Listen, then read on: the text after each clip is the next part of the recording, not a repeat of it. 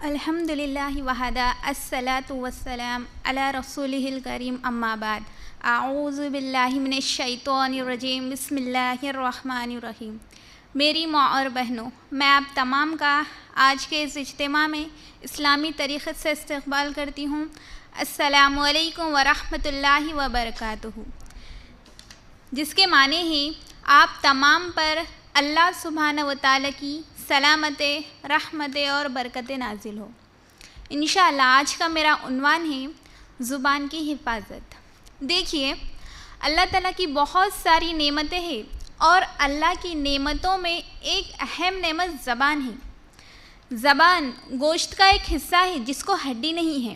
دیکھیے، اگر ہم زبان کا صحیح استعمال کریں گے تو یہ ہمیں لوگوں کی نظروں میں اونچا بنا دیتی ہے، اور اگر ہم زبان کا غلط استعمال کریں گے تو یہ ہمیں لوگوں کی نظروں میں نیچے گرا دیتی ہے۔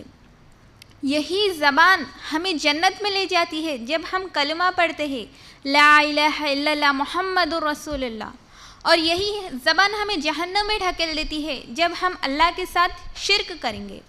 تو کیا معلوم ہوا؟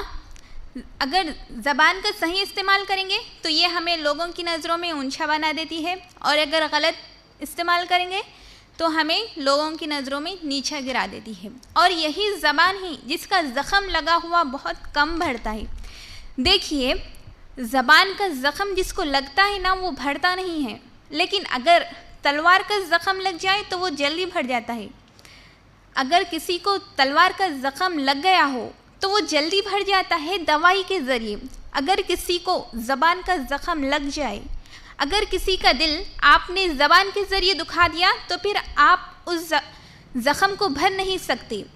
اس لیے زبان کا استعمال صحیح ہونا چاہیے۔ زبان سب سے اچھی بھی ہے اور زبان سب سے بری بھی ہے، ٹھیک ہے؟